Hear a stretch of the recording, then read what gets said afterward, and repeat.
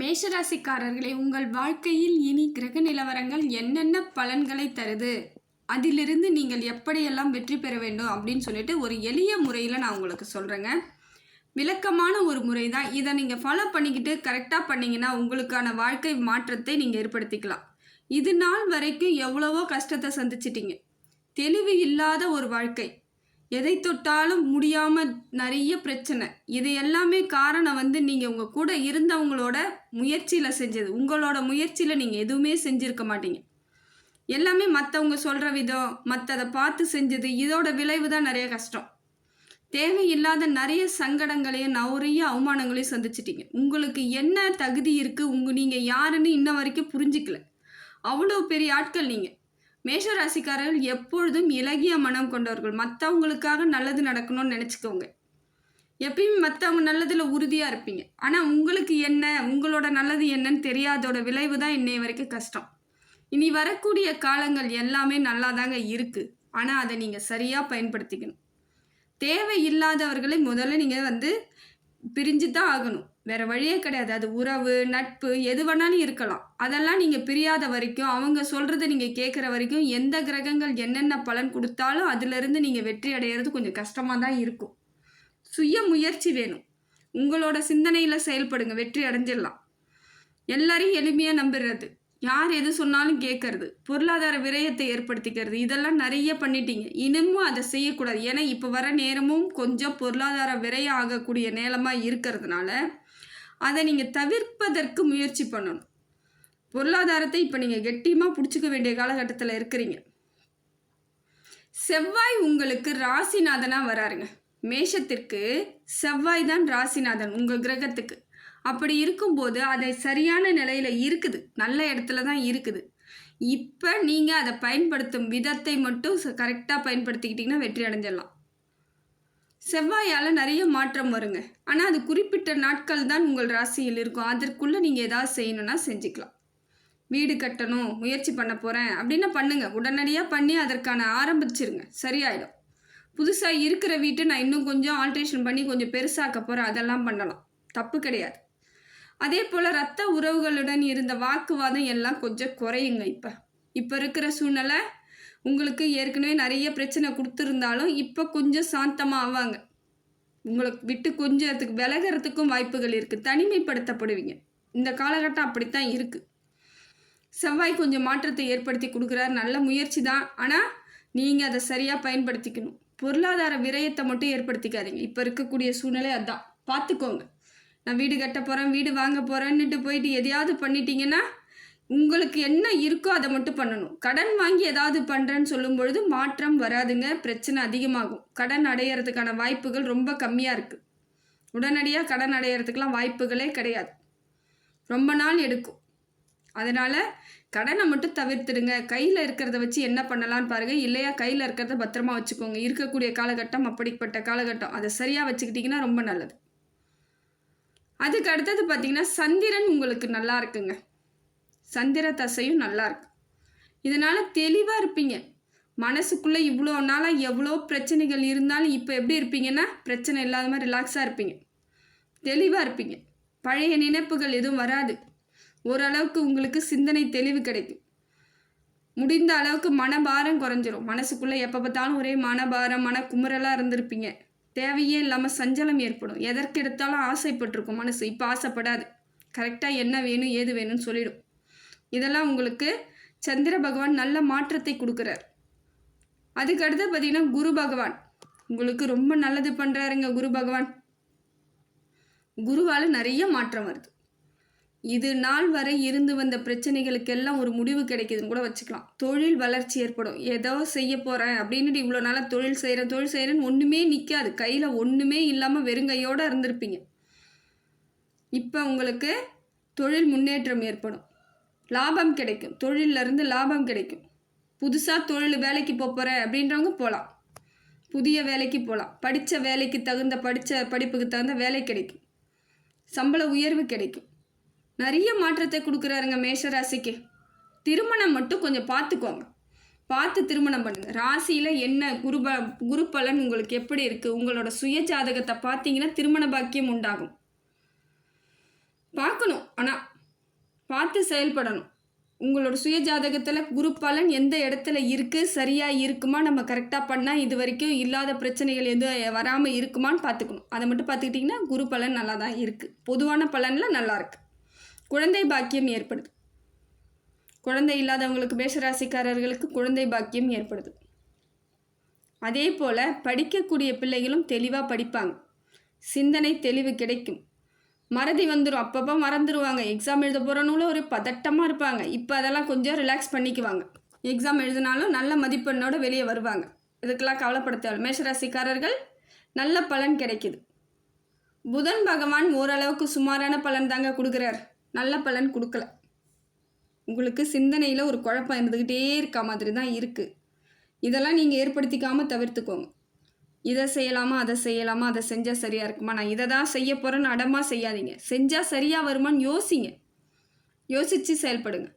தேவையில்லாதெல்லாம் யோசிச்சிங்கன்னு வச்சுக்கோங்க, தப்பாக போயிடும். அதனால் அறிவு தெளிவை மட்டும் கொஞ்சம் தெளிவாக வச்சுக்கோங்க. கொஞ்சம் புதன் பகவான் சரியில்லாமல் இருக்கிறது உங்களுக்கு தேவையில்லாத வேலையெல்லாம் கொடுத்துரும். அதை செய்ய போகிறேன், இதை செய்ய போகிறேன்னு பொருள் விரயத்தை மட்டும் ஏற்படுத்திக்காதீங்க. தெளிவாக இருந்துக்கோங்க. இது ரொம்ப முக்கியமான ஒரு விஷயமா இருக்குது. அதே போல் மேஷராசிக்கு சூரிய பகவான் பகையாக இருக்காருங்க, நல்லா இல்லைங்க. சூரியனால் உங்களுக்கு பெரிய ஒன்றும் கிடைக்கல. நிறைய பிரச்சனைகளுக்கான வாய்ப்புகள் இருக்குது. எப்படின்னு பார்க்குறீங்களா? வேலை செய்கிற இடத்துல யாரோ செய்த தவறுகளுக்கு நீங்கள் பலிகடாக வாய்ப்பு இருக்குது. கொஞ்சம் நிதானமாக பாருங்கள், சுதாரிச்சுக்கோங்க. எங்கேயோ யாரோ செஞ்சுட்டு உங்கள் தலையில் வச்சுட்டு உங்கள் தலையை உருட்டுவாங்க. அது உங்களுக்கு புரியவும் புரியாது, ஏன் இப்படி நடக்குதுன்னு புரியாத அமைப்பில் இருக்குது. தந்தை வழி உறவுகளால் சின்ன சின்ன வாக்குவாதம், பிரச்சனைகள் வருங்க. சூரிய பகவான் சரியாக இல்லாத பொழுது தந்தை வழி உறவுகள் உங்களுக்கு சப்போர்ட் பண்ண மாட்டாங்க. எப்போ பார்த்தாலும் கட்டுன்னு இருப்பாங்க. எதையாவது ஒன்று சொல்லிக்கிட்டு உங்களை வெறுப்பேற்றிக்கிட்டே இருப்பாங்க. இதெல்லாம் நடக்கிறதுக்கு வாய்ப்புகள் அதிகமாக இருக்குது. அதே போல் அப்பாவாக இருந்தால், உங்களுக்கு அப்பாவாக இருந்தாலும் அவர் எப்பயும் உங்களை ஒரு கண்டிப்போடையே வச்சுருப்பார். சரியாருன்ற மாதிரி. அவருக்குள்ளே ஒரு பயம், நீங்கள் தப்பாக போயிடுவீங்களோன்ற ஒரு பயத்தில் அவர் சொல்லிக்கிட்டு இருக்காரு. ஆனால் நீங்கள் என்ன பண்ணுறீங்க, அதை புரிஞ்சிக்காமல் விலகி போகிறீங்க. அதெல்லாம் இல்லாமல் சாதாரணமாக இருங்க, சரியாயிடுவாங்க. சூரியன் கொஞ்சம் சரியில்லாமல் இருக்கிறது நல்லதுக்கு இல்லை. பேர் புகழ் கெடுறதுக்கு வாய்ப்புகள் இருக்குது. பொறாமை வர்றதுக்கும் வாய்ப்புகள் அதிகமாக இருக்குது. உங்களை பார்த்து இனிமேல் அதிகமாக பொறாமப்பட்டுக்கிட்டே இருக்கிறவங்க இருப்பாங்க. இப்போ அதுக்கு உங்களுக்கு எப்பயாவது ஏதாவது நடந்துடாதா, ஏதாவது ஒரு கெட்டது நடந்துடாதா எதிர்பார்த்துட்ருக்காங்க. ஜாக்கிரதையாக இருங்க. அதுக்கெல்லாம் இடம் கொடுத்துடாதீங்க. ஏற்கனவே இருக்கிறதே போதும் பிரச்சனைன்னு நினைங்க. இதெல்லாம் யார் எவருன்னு நம்ம தேடிக்கிட்டு இருக்க முடியாது. இதெல்லாம் நடக்கக்கூடிய சூழ்நிலை அமைப்பை சூரிய பகவானால் உருவாகுது. குலதெய்வத்தை கெட்டியமாக பிடிச்சிக்கோங்க. வழிபாடு பண்ணிக்கிட்டே இருங்க, விட்டுறாதீங்க. ஏன்னா அவங்களோட கொஞ்சம் கம்மியாக இருக்காங்க. குலதெய்வ வழிபாடை நீங்கள் பண்ணாதான் அந்த பவர் உங்களுக்கு முழுசாக கிடைக்கும். பவர் கம்மியாக இருக்குது, பார்த்துக்கோங்க. அதே போல் முருகன் வழிபாடை தொடர்ந்து பண்ணிக்கிட்டு வாங்க. வேறு வழியே கிடையாது. உங்களுக்கு முருகன் வழிபாடு ரொம்ப சிறப்புங்க. நிறைய நல்ல பலனை கிடைக்கும், பார்த்துக்கோங்க. கோவப்படாதீங்க, எடுத்த உடனே கோவப்படாதீங்க. எல்லாத்துக்கும் கோவம், கோச்சிக்கிறது, சண்டை போடுறது அதெல்லாம் கொஞ்சம் நிறுத்திக்கிட்டிங்கன்னா நல்லது. ஏன்னா எனக்கு தான் எல்லாம் தெரியும்ன்ட்டு நீங்கள் எதையாவது போய் செய்யும் பொழுது தவறாக போயிடும். எல்லாம் பார்த்துக்கோங்க.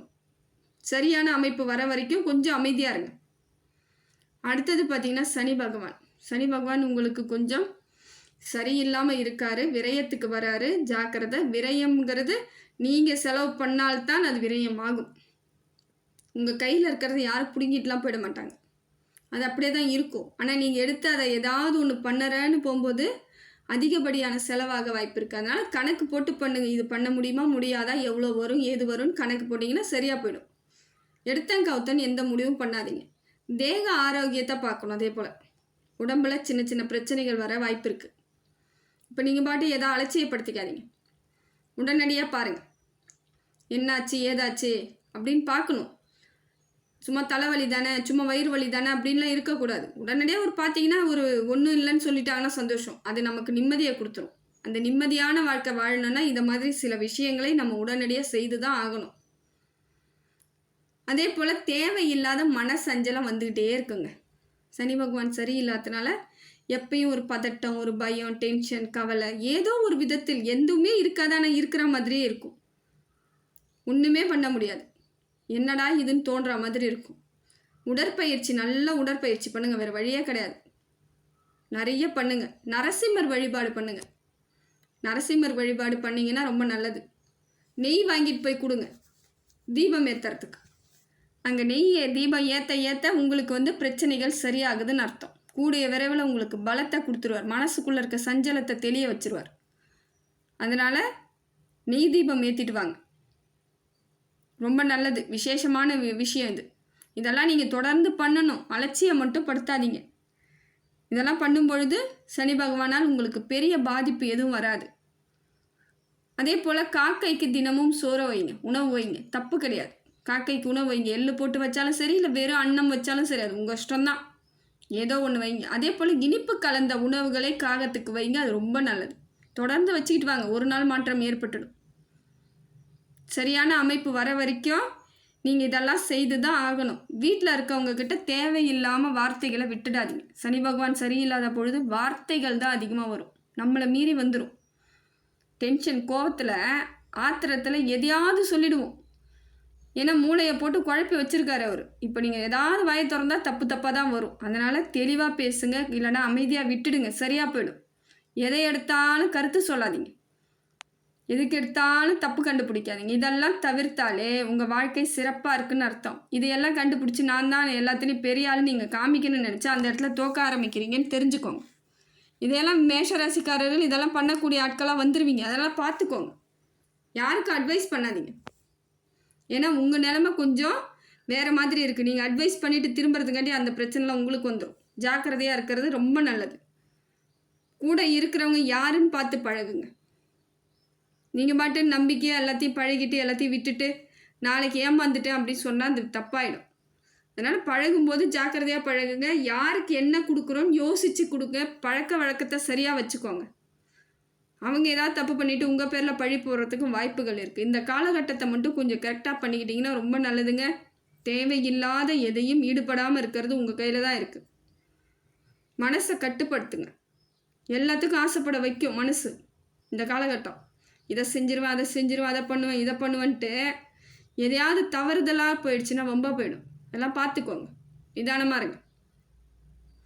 அடுத்தது பார்த்திங்கன்னா ராகு கேது உங்களுக்கு சரியான அமைப்பில் தாங்க இருக்காங்க. இருந்தாலும் இப்போ சனி பகவான் உங்களுக்கு கொஞ்சம் சரியில்லாத பொழுது என்னத்தான் இவங்கெல்லாம் சரியாக இருந்தாலும் கொஞ்சம் பிரச்சனைகள் வர வாய்ப்பு இருக்குது. ஜாக்கிரதையாக இருக்கிறது உங்கள் கையில் தான் இருக்குது. ராகுவால் பொருளாதார வரவு ஏற்படுதுங்க, மன தைரியம் ஏற்படும். நிறைய பிரச்சனைகளுக்கு வழி சொல்லுவார், இதெல்லாம் செய்யாதீங்க அதெல்லாம் செய்யாதீங்கன்ட்டு. பக்குவமாக இருப்பீங்க. இருந்தாலும் ஜாக்கிரதையாக தான் இருந்தாகணும். இந்த காலகட்டத்தை கடக்கிற வரைக்கும் நீங்கள் இப்படித்தான் இருந்தாகணும். சிறிது காலம் அமைதியாக இருப்பது உங்கள் வாழ்க்கையின் முக்கியமான காலமாக இருக்குது இது. அதே போல் கேது பகவான் நிறைய பகைகளை தவிர்க்கிறார். உங்களுக்கு தவிர்ப்பார். இதெல்லாம் செய்யாத அதெல்லாம் செய்யாதீங்க, பகை வரக்கூடாதுன்னு நினைக்கிறார். அதை நீங்களும் பார்த்துக்கணும். எதையாவது செய்கிறேன்னு செஞ்சுட்டு பகையை வளர்த்துக்காதீங்க. அரவணைச்சு போக முயற்சி பண்ணுங்கள், அனுசரித்து போங்க. இந்த காலகட்டம் அப்படி இருக்கும் பொழுது நாம் தான் விட்டு கொடுத்து போக வேண்டிய இடத்துல இருக்கிறோம். நான் தான் எல்லா இடத்துலையும் முன்னே நிற்காதீங்க. அதுக்கு பிரச்சனைகளை நீங்கள் தான் எதிர்கொள்ள வேண்டியது வரும். வேறு யாராவது நிற்க வச்சுட்டு பின்னாடி நில்லுங்க, சரியாக போயிடும். ஒன்றும் இருக்காது. ஏன்னா அவங்களுக்கு நல்ல நேரம் இருக்கலாம், அந்த பிரச்சனையே அவங்களுக்கு வராமல் போகலாம். அந்த மாதிரியான சூழ்நிலையை சரியாக அமைப்பை ஏற்படுத்தி விட்டுடுங்க. இது உங்களுக்கான நேரம். இதை சரியாக பயன்படுத்திக்கிறது உங்கள் கையில் தான் இருக்குது, வேறு வழியே கிடையாது. ஜாக்கிரதையாக இருங்க. இதெல்லாம் யாரும் சொல்லாதனால தான் நிறைய பேர் கஷ்டப்பட்டுட்டு இருக்காங்க. இப்போ இதெல்லாம் தெரியும் பொழுது நீங்கள் ஜாக்கிரதையாக இருப்பீங்க. பிரச்சனை வராமல் தவிர்த்துக்கோங்க. வாழ்க்கை வாழறதுக்குன்னு உறுதியாக இருந்து வாழ ஆரம்பிங்க. இது மட்டும்தான் உங்களுக்கான காலகட்டத்தில் நடக்க வேண்டிய பலன்களாக இருக்குது. ஜாக்கிரதை.